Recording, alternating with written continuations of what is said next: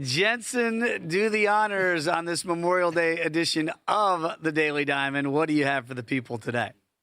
Yeah, in homage of the Fallen here and some of the great war movies that we've had in the past, I don't know, half century, decided to honor those men and women that continue to defend our freedoms and those that have given the ultimate sacrifice. One movie that stands out, maybe amongst the rest, and you can make an argument that some of these are the best, if not in the top five. Let's start with Patton, Leader of Men, as you well know, and one of the great war films of all time. We segue that into teams that have been leading in their respective offensive and pitching wins above replacement leader categories. You're going to see some semblance of continuity here, Dave.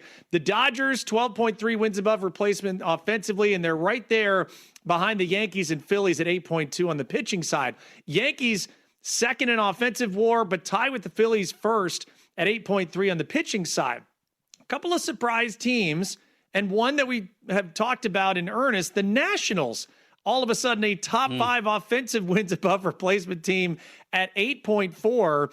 And then the Blue Jays, even with all the pitching injuries that they've had, they are still right there in the thick of things. Top five at 7.6 wins above replacement. Dave, tonight, an interesting matchup north of the border. I know they'll have some eyes on Montreal and hockey, but tonight we also have a really good one pitching-wise, at least if you're a Blue Jay fan. It'll be Trey Savage that takes the mound. 4 of his 5 starts, Dave, there have been 7 runs or fewer scored combined.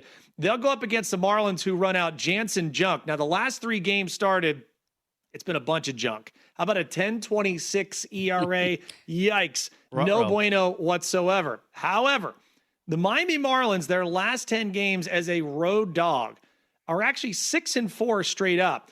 Dave, we're going to monitor lineups here today, but I locked in the Marlins at plus $1.53 in the money line, because if Vladimir Guerrero Jr. can't go, that's a massive hole in the middle of the Jays lineup. Will they have enough offense? I don't know.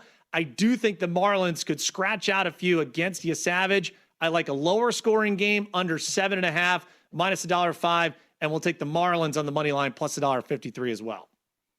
Love where your head's at there. And again, that's one of those teams, Jensen. I know it's a sweep of the Metropolitans, so it's the Metropolitans and not exactly sweeping the Braves. But that's one of the teams that I have very high hopes for here that I feel like people have discounted already and forgotten about the Marlins. It's the same old fish.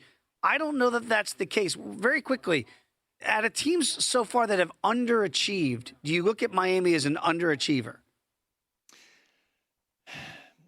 They could be. If you look at some of the advanced metrics on where they are just as a team and some of their ranks, the offense has actually been league average or better. They just haven't hit a lot of home runs. Dave, you're looking at the top stolen base team, though, entering the week in Major League Baseball, which is great. Their on base has been above league average. Their OPS is just slightly below it, but they've been very competent as far as that. Their bullpen has been really solid. If they can get any semblance of starting pitching, which ironically we thought was going to be their backbone at the beginning of the year, it is still there to put together. If they get hot, watch out, because that starting rotation could go series after series. And with that offense, the way they're cooking, they could be in a real good stretch here the next several weeks. Only 4 games under 500. I think you got to get it back to 500 before you really start talking playoffs. But that's an interesting team to monitor here as we round out May.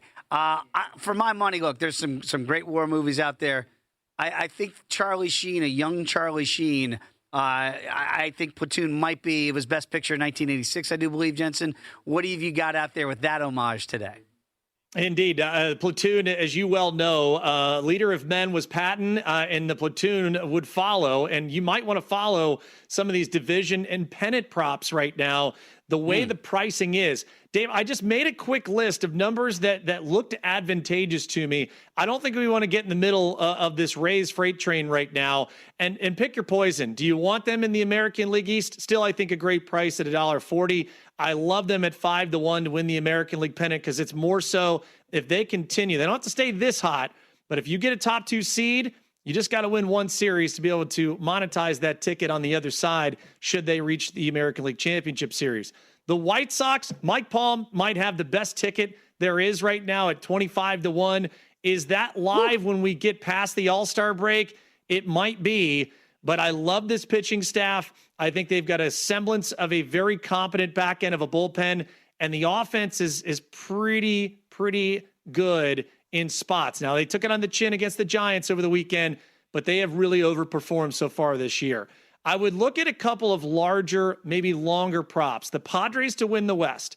We say it each year that when you look at the injury issues with the Dodgers, they find every single way to overcome it. They're not playing for the regular season. They're playing for October. Can the Padres finally get there? I mean, this number continues to come down. They got the best bullpen for my money in baseball. I think plus 750 is a nice price on the West.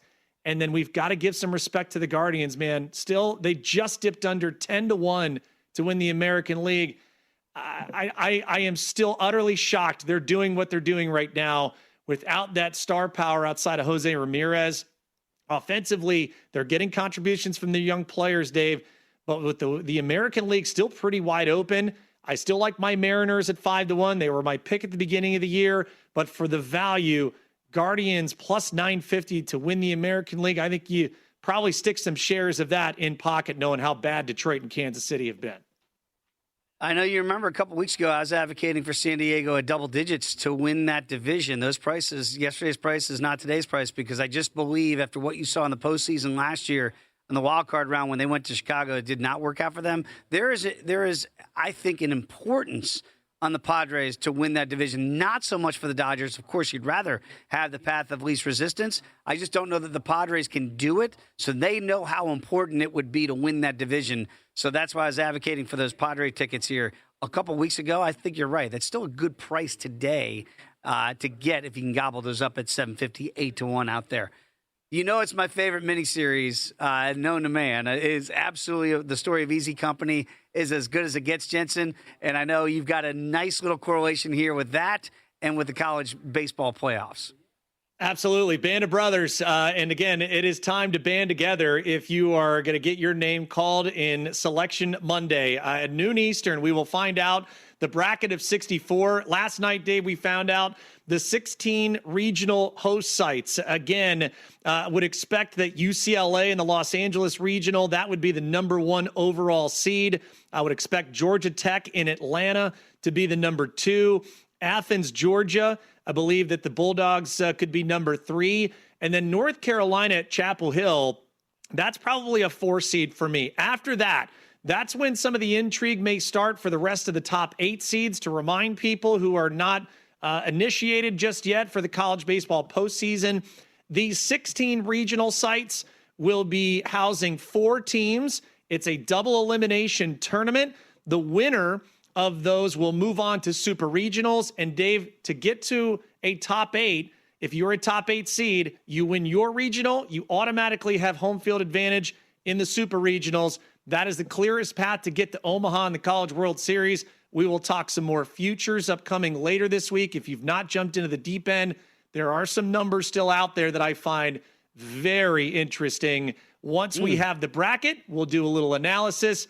Noah Beanick going to join us tomorrow. Kyle Peterson on Wednesday to give us their thoughts. We will get you primed and ready. And I, sir, will find out where I am headed here in the next couple of days to call that regional again here in 2026. Captain Sobel, major winners. Captain Sobel, you salute the rank, not the man. Absolutely one of the best, if not the best, miniseries out there. Hey, if you got some time in this Memorial Day weekend, you haven't watched it yet, check out Band of Brothers. Jensen, what team do you think really could surprise? Is there a team that you've watched either in person or certainly getting ready for the college baseball playoffs that you think might be off the beaten path but could be a value play somewhere down the road? Absolutely. I would think of Kansas right now. The Jayhawks have been one of the great stories of the year, that Lawrence Regional. If you like a party, it is going to be ridiculous. If you thought Rock Chalk Jayhawk at the Allen Fieldhouse was bananas, wait till you see that group. And Lincoln, Nebraska. Dave, the Cornhuskers have been really good in the Big Ten. All the story has been around UCLA, and rightfully so. But if you're looking for 2 teams under the radar a bit, I would say that the Jayhawks of Kansas, the Cornhuskers there of Nebraska, but my money might be on Gainesville, man. Florida and the Gators have looked amazing thus far. It is going to be a lot of great regionals upcoming here this weekend. And even though that's centered around the Army and Easy Company as a Marine, I'm still jaw drops every time what those men did back to secure our freedom so many decades ago. The greatest generation indeed. Will Hill is going to join the program next right here on VSiN by the Books.